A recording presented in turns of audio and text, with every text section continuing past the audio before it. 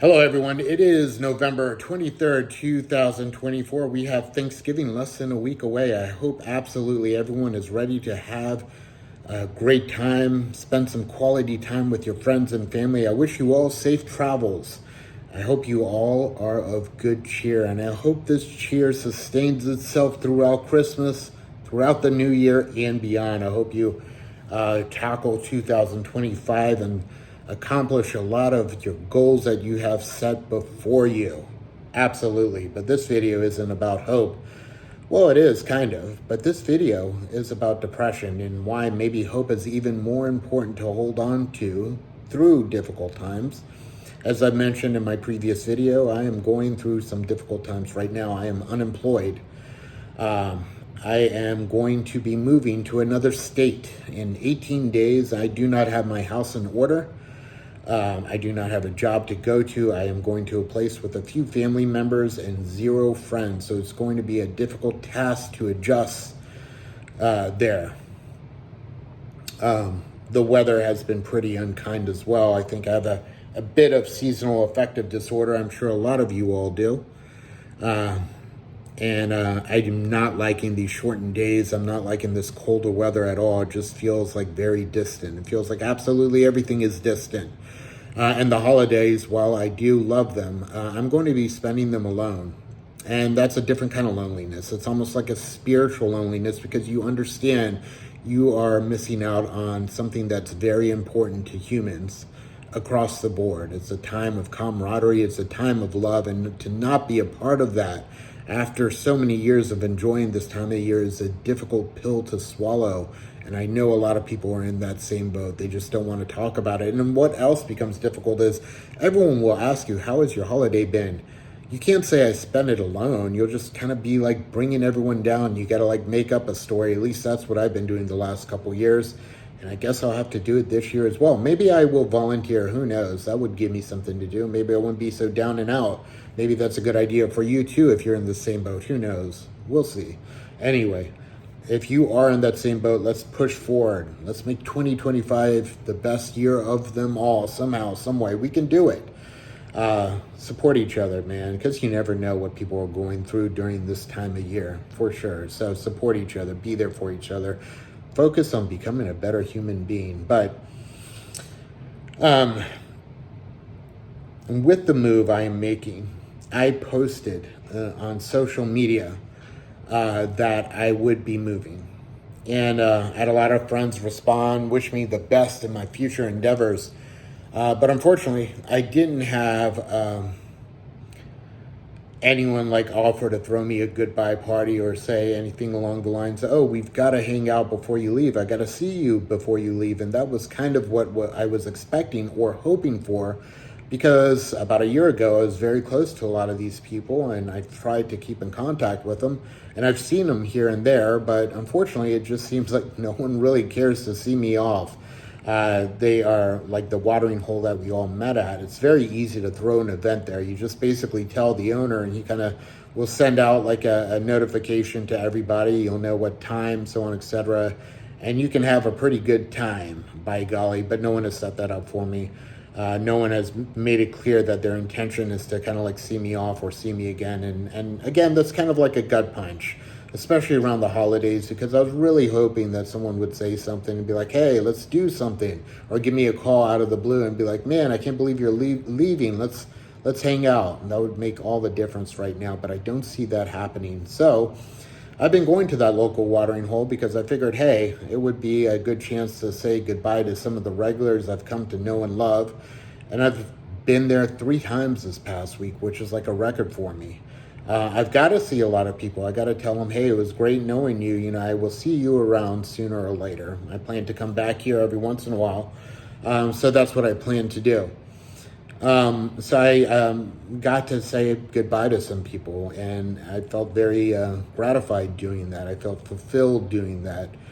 And when I went out last night, you know, I was kind of like in the same mood. I got to say hi and bye to a couple people. I sat down, I go to the bar and order myself a drink.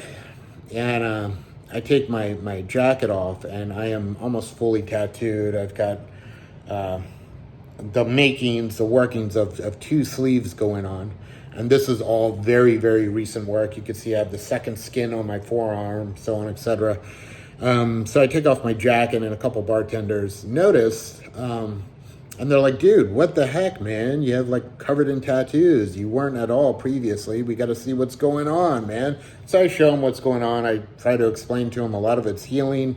A lot of them were very aware of the process as they had tattoos as well.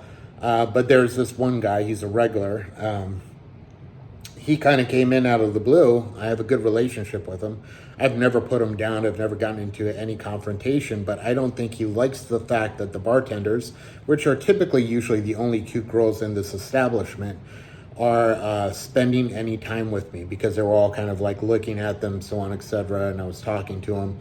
And I know him pretty good as well. So we have that relationship. It's not a distant relationship, because I'm there often, and he kind of comes up and he's like, looks at him very disapprovingly, and he's like, I gotta believe there's a better artist out there to do that. You had that done, and you could have had someone way better do that on you.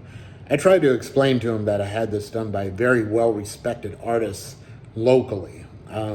He's very well known. A lot of people go there for his tattoos, but he wasn't about that, man. He just wanted to kind of piss on him. And he was like, man, how old are you? I told him my age. I'm almost 48 years old. And he was you got that done at that age, man? Like, what are you doing, man? Hey, it's your body. If you want to, like, make a fool out of yourself, go right ahead and do it. Totally uncalled for, totally, like, mean-spirited. I didn't really say anything to him. I just kind of gave him a look, like, get a life, dude. I think he really, like, wanted that attention from the bartenders. He wanted to, like, interject himself into the conversation and make it about him, instead of making it about something as simple as tattoos. So I just felt like an asshole that he was there, and part of me wanted to just say, fuck off, dude. Go get a fucking life, you pathetic fat piece of shit. But I just kind of stayed silent and kind of rolled my eyes at him, whatever.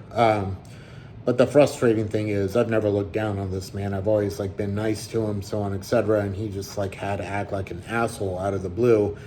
And he reminded me of people that I really, really don't like, because I run into people like that at work, where they, like, seem to have your best interests at heart. And then when push comes to shove and it's something that they want, they'll put themselves on a level above you for absolutely no reason and piss on your parade. So that put me in a bad mood. That, and the fact that, hey, man, I'm missing out on, like, the holidays here, and I'm looking for my friends, so I could desperately, like, in a desperate attempt just to say goodbye to them, maybe share a beer with them or share a story with them. It means a lot to me for whatever reason. I don't normally get that where I go. For instance, when I was in Pennsylvania, when I was leaving to come back to this state, I got to, like, really hang out authentically with a lot of my good friends, and it was a proper goodbye, and it meant the world to me. And really not having that now when things are difficult doesn't feel too good, man.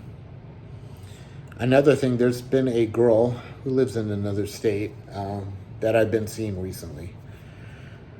I would drive over to the state and have, fun with her. I've known her for years. She was a friend for a long time. She'll still be a friend.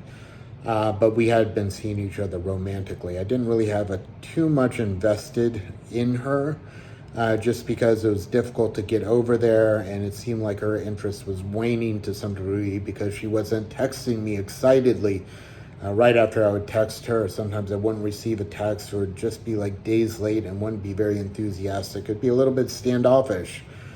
And, last night she sent me a picture of us together when we were just, regular picture of us together. And it was nice. It was a nice picture. And I said, man, I really do miss you. But you've kind of seemed like distant the last few weeks. Like, what's going on? And she mentioned she's seeing someone else. And that more or less, I kind of abandoned her, which wasn't the case. But, she said what she was honest, at least. And that didn't feel good either, because I wanted to see her again before I left. Even if it was just as friends, but now I feel like that opportunity is ruined as well. So that sucks. That really sucks, man. I feel like I have no friends at the place I'm going to, and no friends at the place I'm leaving from, man. My heart's broken. My heart is broken. It's just where I'm at. So anyway, I don't mean to bring anyone down, man. 2025 is going to be a good year. Just keep on pushing forward if you're in a bad way, man. I wish you all the best, man. Here's to better days for you and I.